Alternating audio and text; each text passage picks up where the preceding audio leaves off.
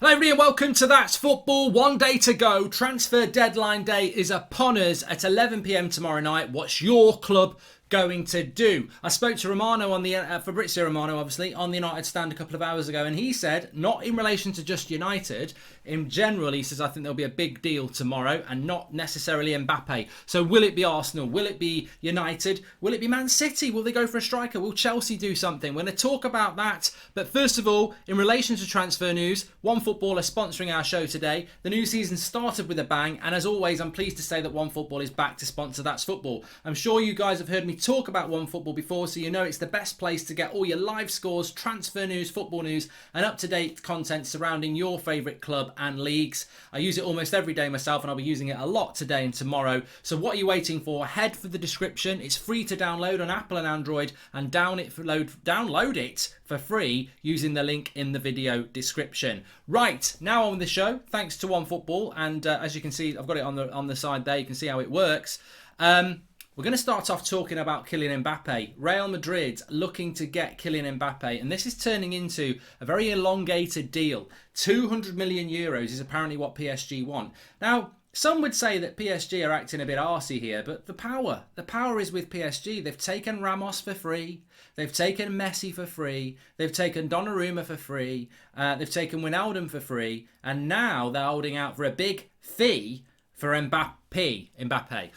They are, and I mean, some would say that the offer. I think Real Madrid have gone to around 160 million, but now PSG is saying, well, no, we want 200 million. Which he's only got 1 year left on his deal. This is the thing I don't understand about this. And look, I'm very focused on the Premier League, but I don't understand what's going on here. I think what is happening is that PSG they want to keep Mbappe. They want him to sign a new deal. Mbappe wants to go to Madrid. Madrid wants Mbappe. And they're going to get absolutely destroyed financially. I mean, Real Madrid fans, I think, very excited to get Mbappe. He's a fantastic player and they need that sort of a player. There's a vacuum in the La Liga at the moment. And Real Madrid want to fill that vacuum and they want to be the big team in La Liga. You know, they don't think they're too worried about what's going on at Barcelona. They want to win the league and they want a superstar, and Mbappe would be that player. But they did it with Eden Hazard as well, didn't they? They gave Chelsea 100 million when he had 1 year left on his deal. And, you know, at the end of the day, 200 million, what's that? 200 million euros, about 160, 170 million. That's a lot of money for a player that's got 1 year left on his deal. So, look, let's wait and see what happens with that. I mean, look, as an observer, I actually think from Real Madrid's point of view, you might win the league anyway without him and get him for free in a year. I know everyone it's that I want it now sort of mentality, but sometimes you're better off waiting a year. And I think Real Madrid could use that money far better around the squad that is aging. It's an aging squad, by getting Mbappe for free, do a deal with him in January, get him in a year. Then I don't think they're going to win the Champions League this year anyway, Madrid. So, you know, I think they've got a team good enough to win La Liga without him, and wait a year. But we'll wait and see. It's looking like it could still happen, but it's massive amounts of money. On to the Premier League, things are happening. Arsenal, I think, will do some business. Very interesting post by Maitland-Niles saying that he just wants to be at a club that wants him. Everton want him on loan. Arsenal not really using him. So is that another player unhappy about lack of game time? Probably. Will he go? Let's wait and see. Dan James, Jesse Lingard, Manchester United players looking like they could be out the door. Van der Beek even mentioned as potentially going by Fabrizio Romano on the United stand this afternoon. Chelsea, Koundé apparently is looking unlikely. They've offloaded Zuma. I mean, can I just say, Chelsea, the amount of money they've made from sales again. I know that Chelsea fans are very appreciative of the people that work on their transfers anyway, but from an outside again, I would just say, and this has been going on for more than a decade, this is not a new thing for me. I think Chelsea have been very good in the transfer market since the mid-noughties, and they just continue to do it. You know, I think that the sales they've done for Tammy Abraham and Tomori and Zuma, they've generated a lot of money. And, you know, people say that Chelsea spend a lot, and they do. But they've also been very good at selling as well. So fantastic business from Chelsea. Koundé is a player I really like. Do they really need him? You know, Chalobah's looks very good. They've got Thiago Silva. They've got Christensen. They've got Azpilicueta plays there. Obviously, Rudiger's been fantastic. Do Chelsea need Koundé? Probably not. But it'd be nice. He's a nice to have, and I still think something might happen because they're only apart by about 10-15 million euros. So I still think Chelsea will get something done there. I think the player will force that move tomorrow. So I still think Koundé to Chelsea will happen, and I think it's a good deal for Chelsea.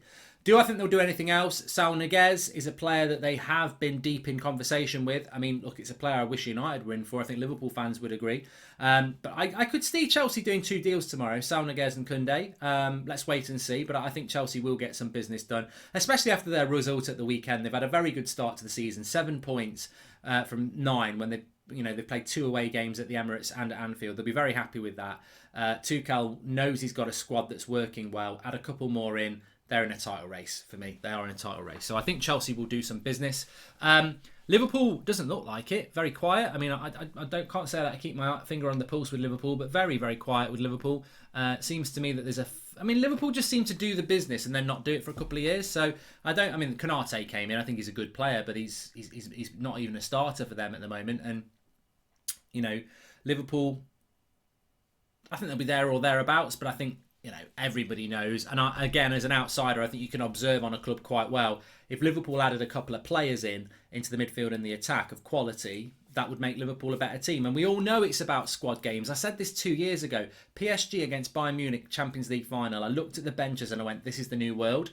And so it came to pass. Man City, Chelsea, last year's Champions League final. You look at the bench and you go, we are getting teams now like Chelsea, Man City, PSG, Bayern Munich, United are heading that way, where they've got like 18, 19, almost, superstar players, top class players. And Liverpool, for me, just don't have that quite yet. They're a couple short. So, but I don't think they'll do any business. Man City, look, they wanted Harry Kane. They wanted Ronaldo. They haven't got anything. They will be fine. They've got enough players. But I think ideally Pep wanted Silva and Sterling to go, and he wanted Harry Kane to come in. So Pep's not had the summer he wants.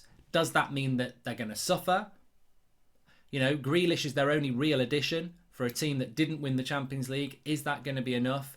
Man City are always going to be a threat, but I think teams are catching up with them. PSG definitely in the Champions League and Chelsea domestically. So Man City will still be a threat.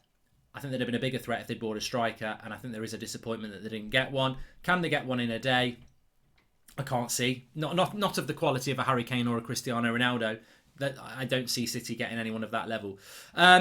As I said, Arsenal I think will do some business, but I can't predict with Arsenal. Any Arsenal fans, let us know. I mean, you spent 25 million on Ramsdale, you spent 50 million on Ben White. I mean, I don't know. There's another Longstaff at Newcastle, isn't there? 30 million for him. I mean, I don't know. I joke. I don't know. I think Arsenal need to do some business, and I think they will do some business. They always traditionally are quite busy in the last couple of days of a transfer window, Arsenal. So we'll see what happens there. I expect that teams like Leicester, maybe Brighton, Everton, West Ham, I think they will do some business. As I said, Jesse Lingard could end up going back on loan to West Ham. There's talk of him signing a new deal at United because he's only got a year left and then going on loan to West Ham.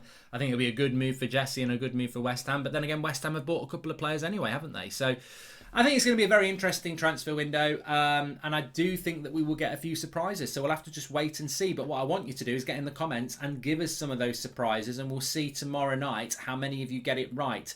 My surprise for transfer deadline day? I haven't thought this through. I'm going to say that it's going to be something like...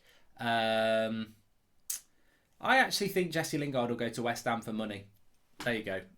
Not a lot of people are calling that at the moment. I think he will. But I think there will be some surprises. Anyway, make sure you smash a like on the video and subscribe. Bottom right-hand corner. I think we will be doing some reaction videos tomorrow here for people signing. And also, I do think Chelsea will get Koundé, by the way. I don't think that's a surprise, but I do think that they will.